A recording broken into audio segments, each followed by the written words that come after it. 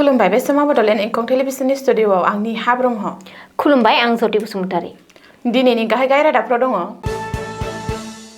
थुबुरियाव निसा गोनां मुवाजों लोगोसे सासे हमजादों। अखिल गगैया कंग्रेसजों गोरोबथा खालामनायनि सायाव रायजोफोरनिफ्राय राय बिदों।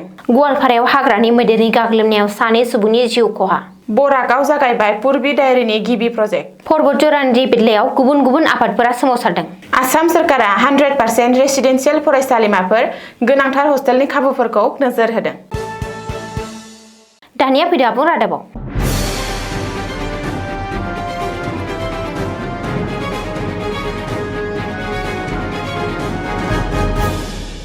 धुबुरी जिल्लानि भारत बांलादेश सीमायाव आयेन बेरेखा निसा गोनां मुवाजों लोगोसे सासे सुबुंखौ हमनो हादों। भारत बांलादेश सीमाखौ स्रोदै बारहोखुमानो नाजानाय समावनो बीएसएफनि जवानफोरा हमनो हायै आयेन बेरेखा निसा गोनां मुवाखौ। रिपर्ट बादिब्ला थांनाय हराव फगदहर ओनसोलाव हादरनां सीमाखौ बारनो नाजानाय आदम आली मुंनि सुबुंखौ बीएसएफआ हमनो हायो। बबेखानि आदम आलीजों लोगोसे गं 25 बथल बिलाथि जौखौबो हमनो हायो बीएसएफनि जवानफोरा। हादरनाङारि सीमा बारनानै होबथाजानाय मुवाफोरखौ बांलादेशआव लांनो नाजानाय समाव आदमखौ हमनाय जादों। मिथिनो मोननाय बादिब्ला बांलादेशनि गोसोम बाजाराव भारतनि जौ आरो पाटाका बमानि बेसेना जोबोर बांसिन। रायजो दलनि आफादगिरि आरो शिबसागरनि एमएलए अखिल गगैया ससियेल मिडियायाव मोनसे जर'खा पस्ट खालामदों। फैबाय थानाय आसाम बिधानसभा बिसायख'थियाव रायजो दल आरो कंग्रेसजों गोरोबथा खालामनायनि सायाव बे जर'खा पस्टखौ होदों अखिल गगैया। मख'नो गोनांदि रायजो दल आरो कंग्रेसनि गेजेराव गोरोबथाया दासिमबो जोबथा महर मोनाखै। बेखौ बिथा खालामनानै रायजो राजानिफ्राय सुबुरुन बिनानै ससियेल मिडियायाव पस्ट खालामदों रायजो दलनि आफादगिरि अखिल गगैया। रायजोफोरनिफ्राय मदद बिनानै अखिल गगैया ससियेल मिडियायाव एरै लिरदों, जोंनि सुथुर हान्जाया फारसेथिं बारहुंखानि गोख्रैथिजों बिसायख'थि फोसावदिंगासिनो दं। जों ओरैनो गसंनानै दं। कंग्रेस गोरोबथाजों मासि रायलायनाया जाफुङैनि थाखाय जों उनफिनना दं। जों मा खालामनाया गोनां। मख'नो गोनांदि कंग्रेस आरो रायजो दलनि गेजेराव गोरोबलायनायनि बेलायाव दासिम जेबो जोबथा थिरांथा लानाय जायाखै। जाउनाव अखिल गगैनि बे जर'खा पस्टआ रायजो नाङै गुवारै सावरायजादों। गवालपारा जिल्लायाव 12 घन्टानि गेजेराव गुबुन गुबुन मोननै हाग्रानि मैदेरनि गाग्लोबनाय जाथाय। बे जाथायाव सानै सुबुङा जिउ गोमादों। मिथिनो हानाय बादिब्ला गवालपारायाव 12 घन्टानि गेजेराव हाग्रानि मैदेरनि गाग्लोबनाय गुबुन गुबुन जाथायाव सानै सुबुङा जिउ गोमादों। रबिबारनि हराव दुधनैनि दाब्लि ओनसोलाव हाग्रानि मैदेरनि गाग्लोबनायाव पलादेब एम सांमा मुंनि सुबुङा जिउ गोमानायनि उनाव रंजुली हाग्रा रेन्जनि सिङाव बेबायदिनो जाथायाव गुबुन सासे सुबुंनि जिउ खहा जायो। बे जाथाया गवालपारा जिल्लानि रंजुली हाग्रा रेन्जनि सिङाव थानाय थानुभाङानि जालापारायाव जादों।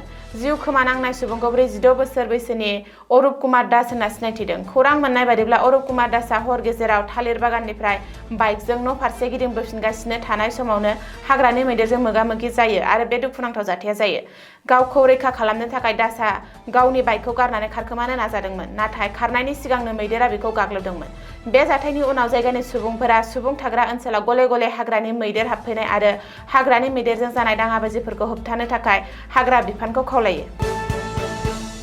दारिमिनारि बिथिङाव बराक सेरफाङा आरोबाव आगानसे दावगादों। गिबि खेबनि थाखाय पुरबि डायरीनि गिबि मावथांखिया बराकआव जागायबाय। आसाम डायरी जौगाखां बिथांखिनि सिङाव नर्थ इस्ट डायरीनि एन्ड फुड्स लिमिटेड सिलचरनि खुंगुराव 10 कौटि रां खरसा खालामनानै बे मावथांखिखौ गायसनदों। सानफ्रामबो 20,000 लिटार गाइखेर दिहुननो हमनाय पुरबि डायरी मावथांखिखौ समबारखालि हादरसानि जुनार फिसिनाय बिफाननि मन्त्रि कुर्नेन्द' फाला बेखेवनानै होयो। बे हाबाफारियाव मन्थ्रिजों लोगोसे बराक जौगाखां बिफाननि मन्त्रि कशिश रय, सानै एमसि परिल शुक्लबैद्य आरो कर्नाल पुरकाष्ट, सिलचरनि एमएलए दियान चक्रवर्तीजों लोगोसे पुरबि डायरीनि मावख'गिरिफोरा बाहागो लादोंमोन। रिपर्ट बायदिब्ला गिबि समाव बे बिथांखिनिफ्राय 5,000 लिटार गाइखेर दिहुननायनि थांखि लादों। सिलचराव बे मावथांखिनि गिबि खोन्दोआव पुरबि गाइखेरनि पेकेटनि मोननै साइजलखौ दिहुननाय जागोन। बे मावथांखियाव मोननै पेकेट साइज 500 ml आरो 250 ml मोनगोन। बेनि अनगायैबो बे मावथांखियाव मोनथाम रोखोमनि गोदै दही आरो सरासनस्रा दही मोननो हागोन। 5 मार्चनिफ्राय सिलचर बाजाराव पुरबि गाइखेर आरो गुबुन गाइखेर दिहुनथायनि पेकेटफोरखौ मोनगोन। पुरबि गाइखेरनि पेकेट दिहुननो थाखाय सानफ्रोमबो 20,000 लिटार गाइखेरनि गोनांथि जागोन। आथिखालाव गुवाहाटीनिफ्राय लाबोना दिहुननो जागायजेनदों। पर्बत जरानि देबिटलायाव बिटिसि सोरखारनि आइबिएस बिथांखियाव गेदेर बेले बेजे जानायनि अजद होदों। बे अजदफोरखौ होनानै गुबुन गुबुन आफादफोरा गोख्रों सोमावसारदों। बावैसो बिटिसि सोरखारा आइबिएस बिथांखिनि गेजेरजों फिसा फिसा खामानि मावग्रा आरो राजमिस्ट्रि बायदि फिसा थाखोनि मावदांसाफोरनो 10,000 रांनि अनसुंथाइ होदों, जाय फिसा खामानि मावनानै जिउ खांनो हायो आरो मोनफ्रोमबो काउन्सिल ओनसोलाव राङारि मदद होनो थांखि लानानै फिसा फालांगिरिफोरनो 2 लाख रां अनसुंथाइ होदों।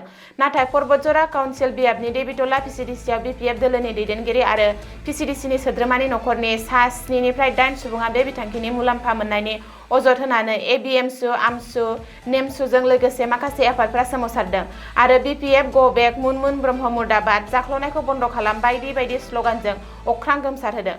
आफादफोरा अजद दैखांनानै बुङो दि आइजोफोरनि फारफ्रोमथिंबो जौगानाय आरो समान मोनथाया थारैनो बेनो नामा? सोरखारा दान 3नि सम बारलांनायनि सिगांनो इएम मुनमुन ब्रह्मआ फैबाय थानाय बिधानसभा बिसायख'थिनि थाखाय रां बुथुमनो गावनि दोलोनि दैदेनगिरि आरो मावथिफोरनि गेजेरजों आइबिएस बिथांखिनिफ्राय रां जाख्ल'नायनि सन्देह खालामनाय जादों। बेफोर बेले बेजे आरो सोबख'नायखौ फोसाबनाय जायाब्ला देबिटला पिसिडिसि मावख'नि बिथाखौ सिफायनायनि अनगायैबो फैबाय थानाय बिधानसभा बिसायख'थियाव बिपिएफ दोलोखौ माइनरिटि ओनसोलनिफ्राय होखारहरगोन होननानै हुमखि होनाय होयो। आसाम सोरखारा रायजोनि गासैबो फरायसालिमाफोर आरो मुलुगसोलोंसालिफोरखौ थाखो थाखोयै आबुं थाग्रा फसंथानफोराव सोलायनो सानगासिनो दं, जेराव हौवा आरो हिन्जाव मोन्नैनिबो थाखाय 100% हस्टेल खाबुफोर होनाय जागोन। सोलोंथाइ मन्थ्रि डक्टर रनज पेगुआ समबाराव डिब्रु फरायसालिमानि ज्योति ललिता कनाय फाउन्डेसनजों मदद होजानाय लक्ष्मी नारायण कनाय खुंथायारि भवनखौ बेखेवनायाव फोरोंगिरिफोर आरो फरायसाफोरजोंनो बिबुंथि होनानै बे बिथांखिखौ फोरमायदों। बे हाबाफारिखौ पावार मिनिस्टार प्रशान्त फुकन, डिब्रुगड़ मुलुगसोलोंसालिनि vice chancellor doctor Jiten Hazarika, सामलायग्रा आफादनि आफादगिरि डक्टर कल्याण फुवान, दान होग्रा ज्योति प्रसाद कन्नार आरो डिब्रु फरायसालिमानि गाहाय डक्टर रनज सामायाबो बिबुंथि होदोंमोन। आसाम दावबायथाय जौगाथाय निगमनि आफादगिरि रितुर्ना बरुवा आरो नोगोरनि मेयर डा सैकत पात्राया बाहागो लादोंमोन। दिनैनि रादाबा एसेनोसै। गोजोन्थों। गोजोन्थों।